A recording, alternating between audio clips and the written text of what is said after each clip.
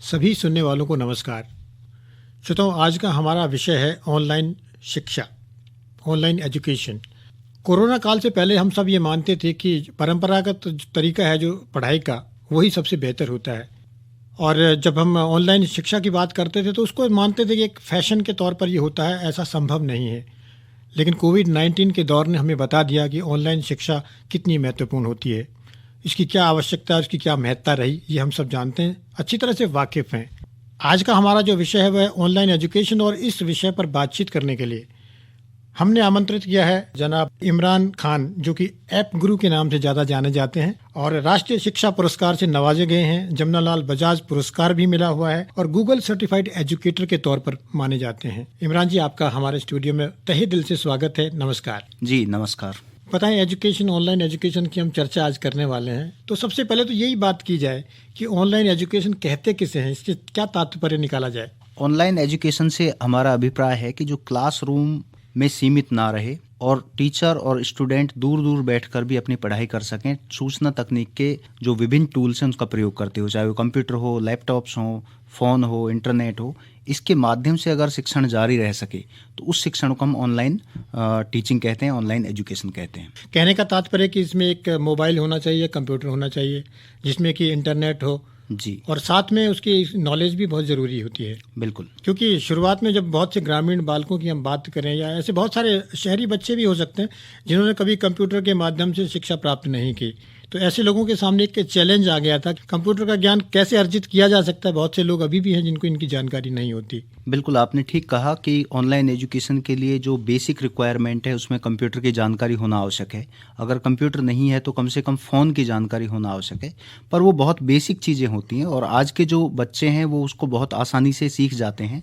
इसके लिए कोई बहुत ज़्यादा अलग से कोई ट्रेनिंग लेने की ज़रूरत नहीं होती, पर ये एक आवश्यकता तो है जिससे ऑनलाइन एजुकेशन को जारी रखा जा सके। जी इमरान जी, जैसा कि हमने शुरुआत में कहा था कि ऑनलाइन शिक्षा के बारे में पहले सिर्फ एक जहन में बात होती थी, सिर्फ हमारे तसव्वुर में बात थी कि भाई किस तरह से इसको किया जा सकता है, इसकी शुरुआत की जा सकती है। तो कोविड से पहले और अब में क्या फ़र्क महसूस करते हैं आप ऑनलाइन एजुकेशन के बारे में? शिक्षक और जो छात्र हैं उनमें किस तरह की प्रतिक्रियाएं हैं, कौन सा अधिक बेहतर मानते हैं, और पहले क्या सोचते थे और अब क्या मानते हैं? कोरोना के दौरान निश्चित रूप से ऑनलाइन एजुकेशन में एकदम बूम आया, क्योंकि वो एक ऐसी स्थिति थी कि उसमें स्कूल्स बंद हो चुके थे और कोई इसके अलावा कोई संसाधन नहीं था कि सोशल डिस्टेंसिंग का प्रयोग, सोशल डिस्टेंसिंग भी एश्योर हो जाए और इसके साथ शिक्षण भी जारी रह सके। तो ऑनलाइन एजुकेशन उस समय तेज़ी से स्प्रेड हुई, पर इसका मतलब ये नहीं है कि ऑनलाइन एजुकेशन केवल कोरोना जैसे हालात के लिए इसका जन्म हुआ है। जो विकसित कंट्रीज है वहाँ इसको यूज़ किया जा रहा है। ये दरअसल टेक्नोलॉजी का यूज है शिक्षा में, कि भाई टेक्नोलॉजी के टूल्स के माध्यम से हम उन सीमाओं से परे जाके शिक्षण करा सकें जिसमें चार दीवारी में आना ज़रूरी होता है। आप सोच के देखिए कि गाँव के बच्चे हैं, जब तक वो किसी कॉलेज या स्कूल में नहीं आएंगे तो पढ़ नहीं सकते, लेकिन ऑनलाइन एजुकेशन वो सुविधा हमको मुहैया कराती है कि ठीक है, आप अपने घर पे रहिए और आप अपने फ़ोन के माध्यम से कि आप लाइव पढ़िए जो भी आपको पढ़ना है। जी, ऑनलाइन शिक्षा ने कितनी भूमिका निभाई, आप क्या मानते हैं कि अध्यापक के तौर पर? क्योंकि आपने परंपरागत तौर पर जो कक्षाएं हैं वो भी आपने अटेंड की हैं, आप उसके द्वारा पढ़ाते थे, और ऑनलाइन का तो आपको अच्छा एक्सपीरियंस है ही, क्योंकि आप ऐप गुरु भी हैं और इंटरनेट से तो आपका बहुत ही नज़दीकी का रिश्ता है।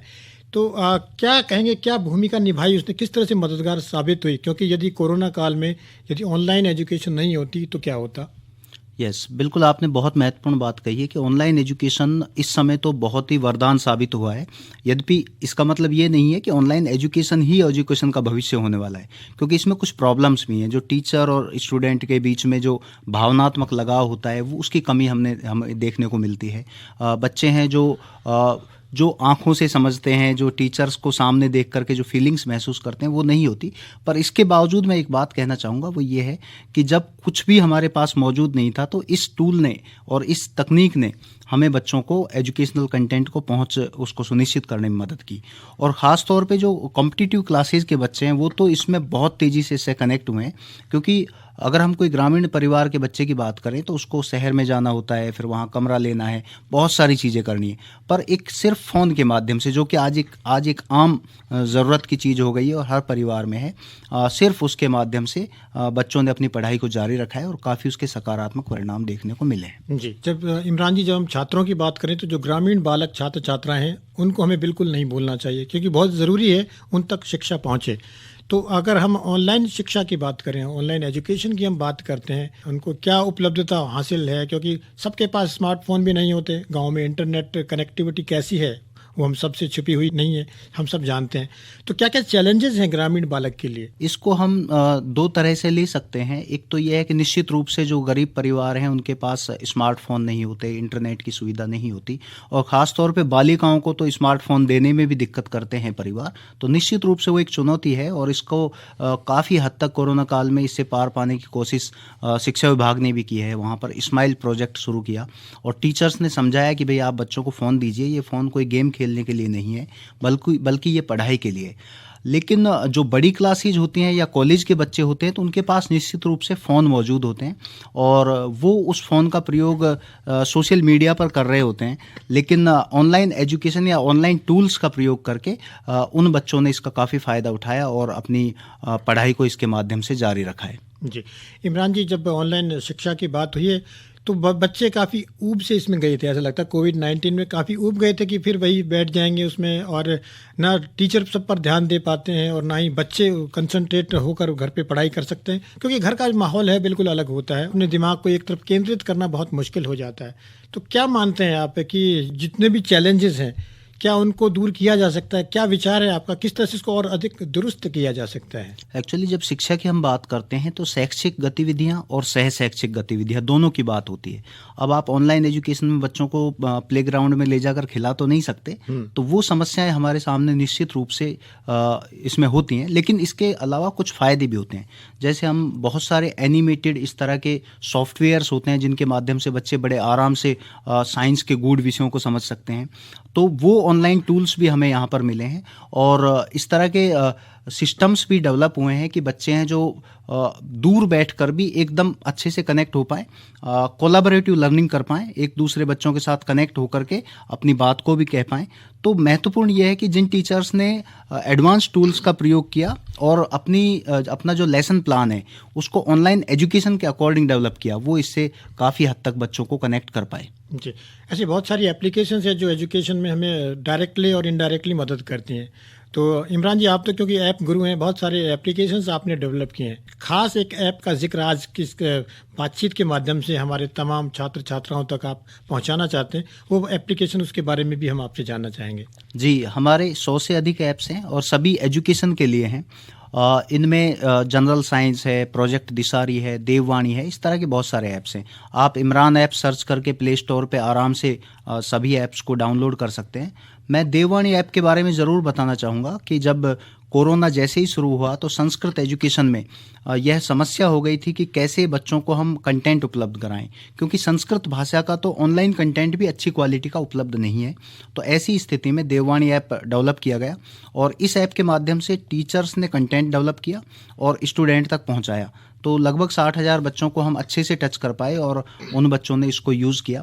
इसमें क्लास 1 से 12 तक विषयवार कंटेंट है, वीडियोज़ हैं, PDF हैं, टेस्ट देने की सुविधा है जिससे ये पता लगे कि आपने जो वीडियो देखा है क्या आप उसको सीख पाए हैं टॉपिक को या नहीं सीख पाए।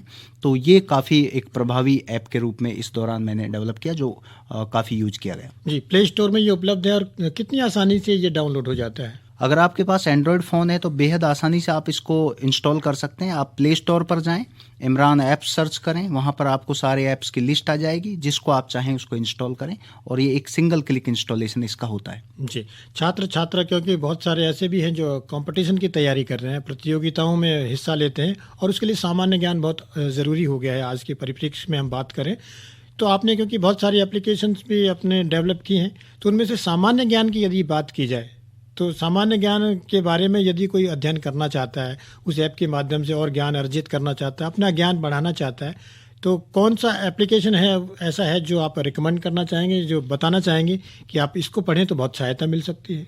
बिल्कुल सही कहा आपने। करंट अफेयर्स बहुत महत्वपूर्ण भूमिका निभाता है। हमारे 2 ऐप इसमें विशेष तौर पे उपयोगी हैं।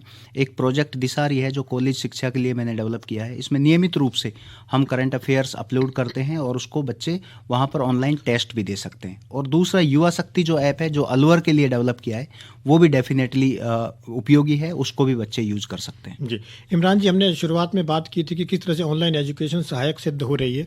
अब क्योंकि पोस्ट कोरोना की यदि हम बात करें तो अब क्योंकि क्या उसका जो महत्व है, ऑनलाइन एजुकेशन का इम्पोर्टेंस है, अभी भी उतनी ही है, क्योंकि अब स्कूल कॉलेज यदि खुल जाते हैं तो क्या उसको बिसरा दिया जाएगा या एक नए फॉर्म में हमारे सामने आ सकता है या उसका और अधिक उपयोग लिया जा सकता है? बिल्कुल सही कहा आपने। कोरोना के बाद जो हम ऑनलाइन एजुकेशन का भविष्य देखते हैं तो आप ये मान लीजिए कि सेम टू सेम उतना तो यूज़ नहीं किया जा रहा है, लेकिन ब्लेंडेड मोड में, यानी ऑफलाइन और ऑनलाइन के सम्मिश्रण के रूप में उसको यूज़ किया जा रहा है। और वो चीज़ें जो बच्चों को पसंद आई उनको कंटिन्यूअस आगे भी जारी रखा जाएगा। आजकल बच्चे क्लास में जाने से पहले ऑनलाइन टूल्स के माध्यम से, इंटरनेट के माध्यम से बड़े आराम से अपने टॉपिक के बारे में बहुत सारी जानकारी जुटा लेते हैं। और मैं तो टीचर से भी एक बात कहना चाहूँगा कि आप बच्चों को इंटरनेट के माध्यम से अपने प्रोजेक्ट तैयार करने को दें। पेरेंट्स से भी कहूँगा कि आप बच्चों को टॉपिक दें और कहें कि इंटरनेट पे सर्च करें और इस विषय के बारे में जानकारी हासिल करें, तो निश्चित रूप से बच्चे एक अलग तरह से पढ़ाई करेंगे और उस विषय पर निश्चित रूप से विशेषज्ञता हासिल कर लेंगे। जी, बच्चे जब पढ़ाई शुरू करते हैं इंटरनेट के माध्यम से या ऑनलाइन, तो वो शुरुआत तो पढ़ाई से करते हैं, लेकिन अंत में वो पता नहीं कहाँ पहुँच जाते हैं, एक ऐसे जाल में पहुँच जाते हैं जिससे पढ़ाई का कोई वास्ता नहीं होता। तो ऐसे छात्र छात्राओं को क्या कहना चाहिए, कैसे कंसंट्रेट करें, कैसे वो अपने सीमित दायरे को सीमित रखें और उसके द्वारा पढ़ाई पर ही ध्यान रखें? आप कुछ सुझाव देना चाहेंगे हमारे तमाम छात्र छात्राओं को? बिल्कुल, ये एक बहुत महत्वपूर्ण बात है क्योंकि आपके पास समय सीमित होता है। आप उस समय में चाहे तो गेम्स खेल सकते हैं, चाहे सोशल मीडिया चला सकते हैं, या फिर अनावश्यक चीज़ें भी बहुत हैं वो देख सकते हैं, या फिर आप पढ़ाई कर सकते हैं। तो ये मैनेजमेंट करने की ज़रूरत है कि आप समझें कि आपको एग्जैक्ट करना क्या है, और इसमें टीचर्स और पेरेंट्स बड़ी भूमिका निभा सकते हैं। पेरेंट्स से मैं कहना चाहूँगा कि अगर आपके बच्चों को ऑनलाइन एजुकेशन के लिए कंप्यूटर की मांग है तो आप निश्चित रूप से उसको लैपटॉप के बजाय डेस्कटॉप दिलाएं और उसको घर के चौक में लगाएं, जिससे पता रहे कि बच्चा क्या कर रहा है। अगर आप अपने कम एज के बच्चे को एक लैपटॉप या फ़ोन दे करके कहीं उसको एक कोने में बैठकर उसका प्रयोग करने देंगे तो निश्चित रूप से और फालतू चीज़ें भी उसमें देखेगा। तो थोड़ा सा यहाँ ध्यान देने की ज़रूरत है और बच्चों के साथ ओपन माइंडेड रहें, उनसे डिस्कस करें कि कौन सी चीज़ों का ध्यान रखना है और कौन सी चीज़ें हमारे लिए अनुपयोगी हैं, कौन सी उपयोगी हैं। जी, इमरान जी, आप शिक्षा के क्षेत्र में नवाचार करते रहते हैं। जहाँ तक हम टेक्नोलॉजी की बात करें तो आने वाले वक्त में भविष्य की यदि हम बात करें तो क्या योजना है आपके मस्तिष्क में? क्या और कुछ करना चाहते हैं आप छात्र छात्राओं के लिए? शिक्षा के क्षेत्र में क्या कुछ और किया जा सकता है? क्या विचार हैं आपके? मेरा जो प्लान है शुरू से वो यही है कि हम टेक्नोलॉजी के माध्यम से अगर उन बच्चों की मदद कर पाएँ जो गरीब परिवारों से हैं, जो गाँवों से हैं, जिन तक शैक्षिक संसाधनों की पहुँच अभी तक नहीं है, तो मुझे लगता है वो काफ़ी उपयोगी साबित हो सकता है। तो एक ऐसा प्लेटफॉर्म जो अभी तक भी मैं जिस पे काम कर रहा हूँ डेवलप करने की, जो मल्टी लैंग्वेज सपोर्ट करता हो और NCERT के पूरे सिलेबस को जो कवर करे और बच्चे जब चाहें जहाँ चाहें उसके माध्यम से पढ़ सकें, तो शायद उनकी काफ़ी मदद हो सकती है। जी, अंत में ऑनलाइन एजुकेशन के बारे में हमारे जो स्टूडेंट्स हैं इस समय सुन रहे हैं, उनको क्या एक शॉर्ट मैसेज आपका रहेगा? मेरा मैसेज यही है कि महत्वपूर्ण ये नहीं है आप किस तरह पढ़ रहे हैं, आप ऑनलाइन पढ़ रहे हैं, आप ऑफलाइन पढ़ रहे हैं, ये महत्वपूर्ण नहीं है। महत्वपूर्ण ये है कि आप एग्जैक्टली करना क्या चाह रहे हैं। यदि आपने अपने लक्ष्य को तय कर रखा है कि वो लक्ष्य कोई भी हो सकता है, जैसे आपने कहा कि मुझे एग्ज़ाम में बहुत अच्छे मार्क्स लाने हैं, या फिर कोई मुझे प्रतियोगी परीक्षा पास करनी है, या मुझे अपने साथी के जैसा बनना है जो बहुत होशियार है, तो अगर आपका लक्ष्य क्लियर है तो आप ऑनलाइन हो चाहे ऑफलाइन हो, आप उस तरह से अपने शिक्षण को जारी रख सकते हैं। आप दोनों टूल का प्रयोग करें, जहां जो उपयोगी लगे उसको यूज़ करें और अपने आप को आगे बढ़ाएं, सजाएं, संवारें। जी, श्रोताओं, इस समय हम रूबरू थे जनाब इमरान खान से, जो कि राष्ट्रीय शिक्षक पुरस्कार से नवाजे जा चुके हैं। जमनालाल बजाज पुरस्कार मिल चुका है, ऐप गुरु कहा जाता है उनको, और गूगल सर्टिफाइड एजुकेटर हैं।